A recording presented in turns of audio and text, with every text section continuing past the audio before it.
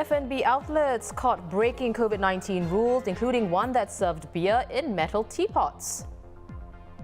The property market's going strong. Buyers are snapping up new homes, with sales hitting an 11-month high.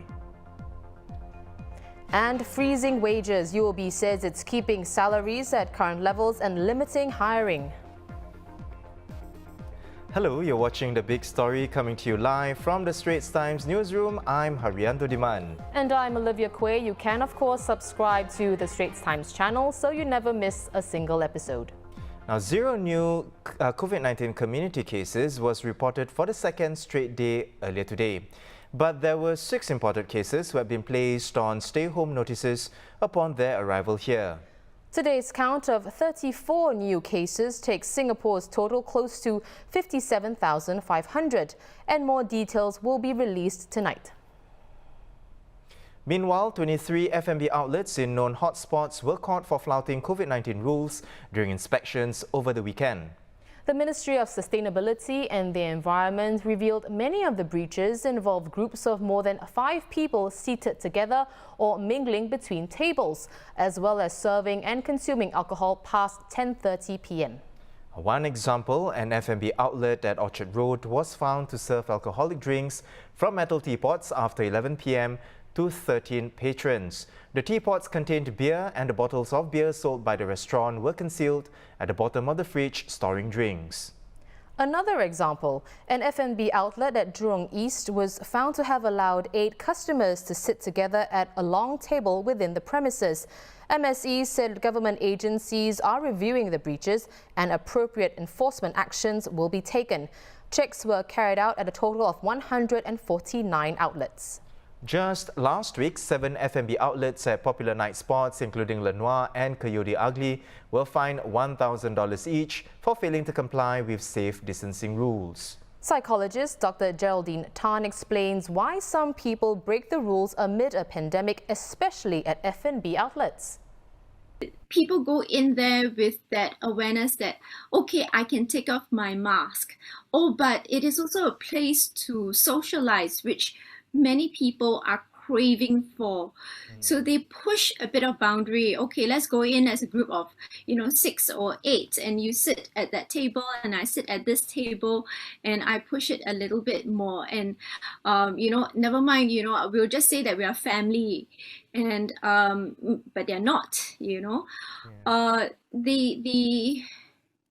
When we are locked in for far too long, the brain starts to find ways and means to break out of that imprisonment, and it'll start to rebel. And where you collectively do it, you have that power of strength and you hide behind that. As COVID-19 drags on, if you're getting tired of the restrictions and getting tired of the new normal, you're not alone. That's right. Pandemic fatigue is a real challenge for many people, and health professionals are seeing more cases of people feeling the effects of the crisis. Well, here's Dr. Geraldine Tan once again. Doctor, if you could share with us, what are some cases you've seen related to COVID fatigue, and what signs do we look out for in someone experiencing fatigue or anxiety from COVID-related stress?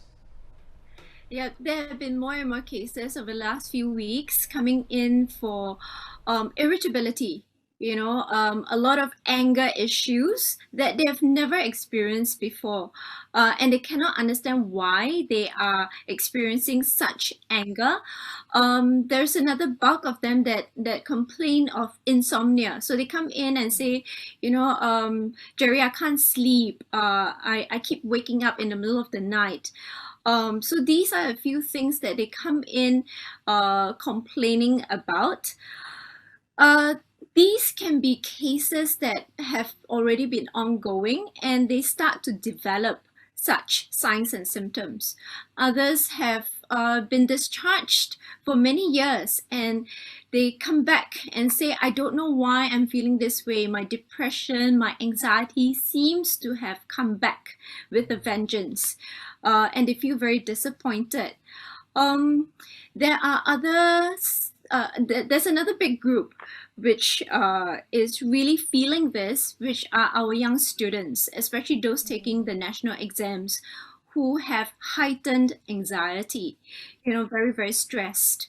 So these are different groups of clients that have come in complaining about different symptoms, but all belong to the COVID fatigue. Right. Well, doctor, you mentioned anger, insomnia. So let's say we know somebody who has, talked to us about, experiencing these things, and and perhaps our good intention is to, encourage them to seek help. So what signs do we look out for besides, anger or talks about insomnia? I mean, it is this whole heightened fear, right? So there's a lot of tension that we notice in a person. The very uncharacteristic explosion, perhaps, or more frequent meltdowns that we see. And it doesn't have to be very rational. Sometimes you go like, I don't know why I'm crying, but I'm just crying many times a day. Or I'm getting angry at the smallest things.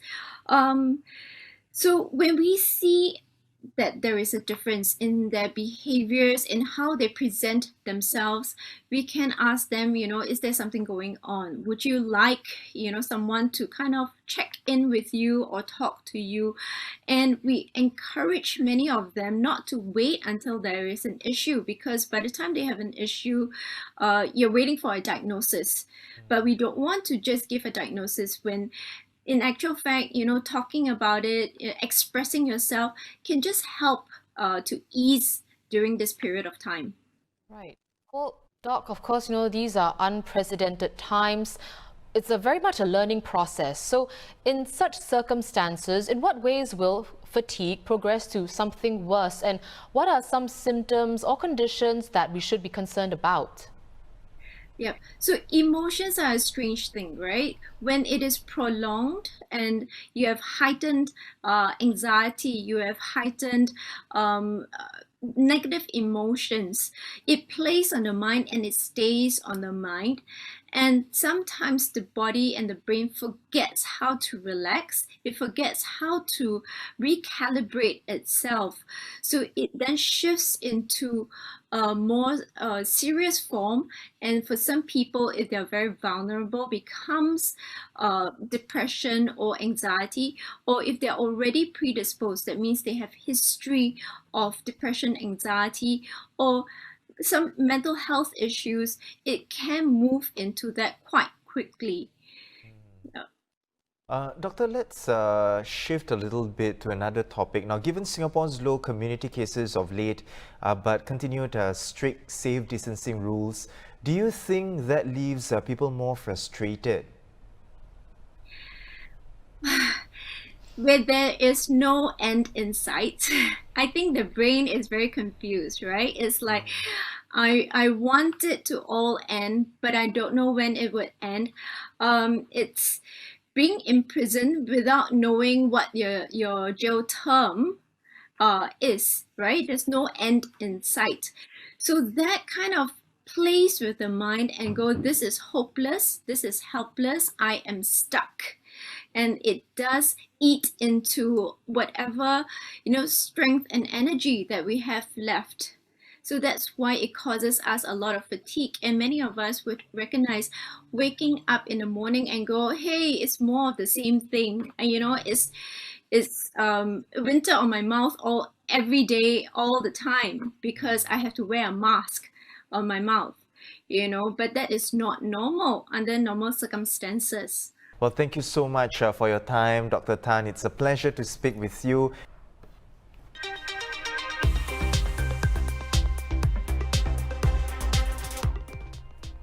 Also making local headlines, UOB is freezing the wages of its staff and limiting hiring as it braces itself for the economic fallout from the COVID-19 pandemic.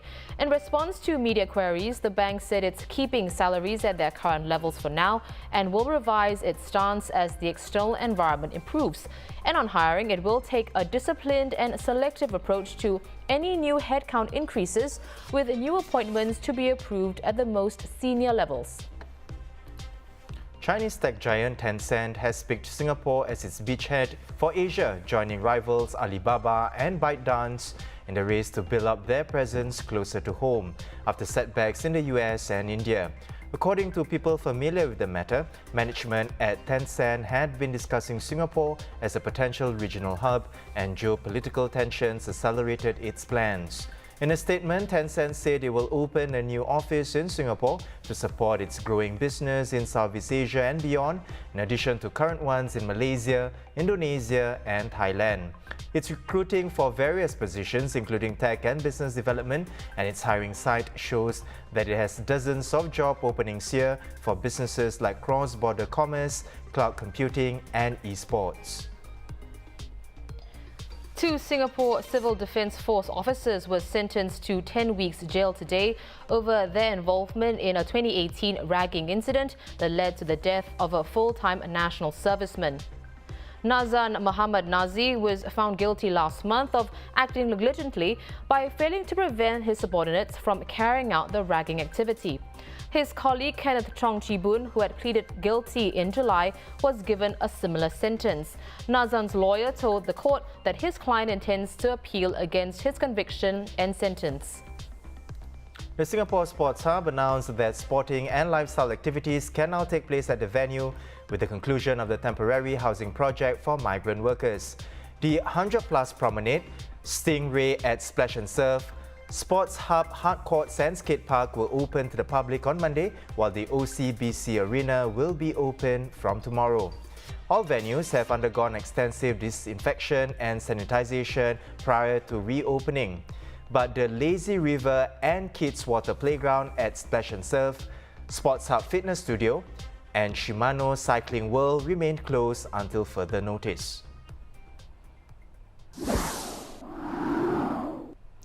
Well, despite economic headwinds and the Hungry Ghost Festival, developers in Singapore sold 1,256 private homes in August, 16% higher than July's take-up and hitting an 11-month high. There were more units launched last month, even though demand is typically lower during the Hungry Ghost month. Instead, new home sales grew faster than expected after the circuit breaker period ended on June 1st. The 2-month lockdown had upended sales and planned launches in April and May with show flat closures. We're pleased to welcome Mr. Ismail Gafoor, CEO of PropNex Realty.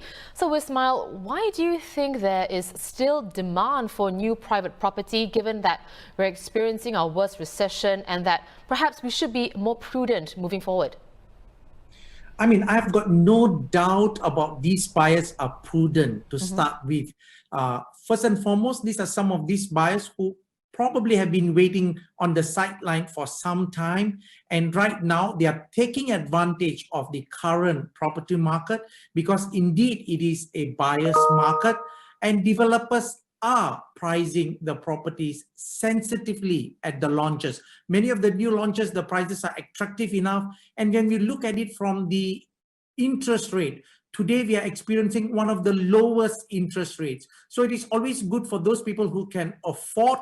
And most of these buyers are buying the property with a mid-term view, which is 3 to 5 years or more time horizon. And they are pretty confident that the current crisis over time will be over. Would you say this upward trend reflective of the public housing market, particularly for BTOs? I think when we look at it from the public housing, I will not only confine to a singular BTO, even the resale. For resale market has really been doing very well. I must also say this is partly because of the government's additional housing grant, which has been increased up to $160,000 for anyone buying a resale flat last year. That has created a little bit more stronger interest and demand simply because people are a bit worried about the BTO being not completed on time because of the delays in the various construction. So the resale market, I must say, is doing very well with increase in terms of volume of transactions. As far as the BTOs are concerned, yes, some of the newly married couple and the first timers would like to take advantage of the BTO prices. Generally, BTO prices are about 20 to 25% cheaper than the resale flat. And we have also seen strong take-up rates for BTO dependent on location in particular. Right. Well, say I'm a prospective buyer, Ismail. Is it a good time to buy or rent now? Because earlier you mentioned low interest rates. Yeah. From a buyer's perspective, I will say the current market favors them because it is indeed a buyer's market. Because as we said, the background that we are experiencing, one of the worst recession or in a global pandemic and economic situation don't seems to be clearing within the next couple of quarters or months. But having said that, that again at the same time provide an opportunity to buyers to go out there to have a good bargain, either a resale property or for that matter, even new launches that are sensitively priced. From the rental perspective, therefore, my answer here is this: it is a good time for buyers to go and buy, but one must be certain that their job security is there. No point committing and subsequently overstretch, and one, if you lose a job, it is going to create a lot more stress to the already stressed one will go through. Then, from the perspective of renting, I would suggest the only group of people who should consider renting is if your job is not certain and you need a roof over your head. Because imagine, if you are certain about your job, paying a rent means you are just throwing away the money to the landlord and nothing that you're going to benefit after a couple of years. Therefore, it is always prudent to buy unless your financial situation is not certain. Right, good advice there, Ismail. So, on the same vein, if I'm looking to sell or rent out my place, is this a good time? I won't qualify from a seller's perspective, or if you intend to rent, as a good time or bad time. Sometimes you don't have a choice, but if your house is vacant, you have to rent. If not renting means that it is going to be vacant and you're not going to get any form of an income. Therefore, understanding the current market, if you're renting a place, I would suggest to all landlords to be more sensitive and to be able to negotiate downward if necessary, understanding the current market situation, 5 to 10% lower from your previous rental amount, a form of an adjustment to make sure your tenant continues or to finding a new tenant. But from a seller's perspective, I must be very upfront, this is not a seller's market. If one intend to sell and expect to get a record price, I want to get the highest possible price, I don't think it will favor them, unless of course your particular property is in such a superb location and such a panoramic view that people are prepared to pay $1 million even for a public housing. If it is not, sellers, this is not the best time to sell. But having said that, put it this way, if you're a seller of selling a smaller unit and upgrading to a bigger unit, why not? Because when you sell a property that is $500,000 and you lose 10% is 50,000, and if you can buy a property worth 1 million and you can save 10% is 100,000, therefore in a net position, you will still be a winner. Right. Well, very good points made there, Ismail. Thank you so much for joining us on the show. That was Ismail Gafoor, CEO of PropNex Realty.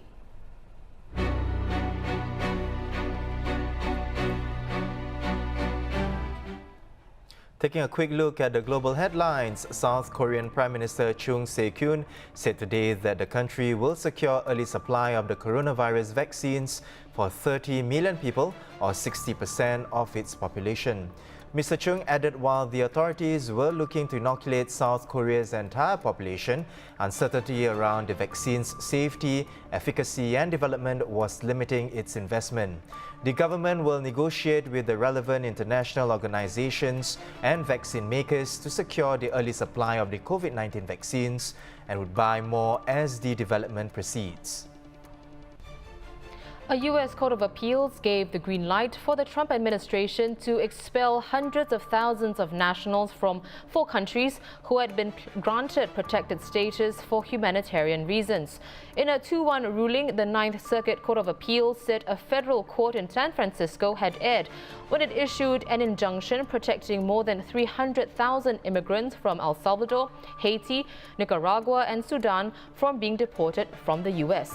But the ruling will not result in the immediate deportation of these temporary protected status holders, as the challengers have vowed to file an appeal. Now, it doesn't look much from these satellite images, but this broken off chunk of ice is bigger than the French city of Paris. It broke off from Greenland's largest ice shelf due to warmer temperatures. Now, according to the Geological Survey of Denmark and Greenland, since 1999, the glacier has lost 160 square kilometers of ice, which is an area twice the size of Manhattan. But the loss rate has accelerated in the past 2 years.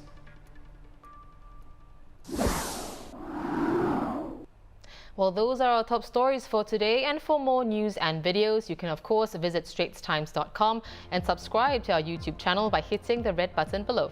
Once again, I'm Haryanto Diman with Olivia Kue. Join us tomorrow for more stories on The Big Story.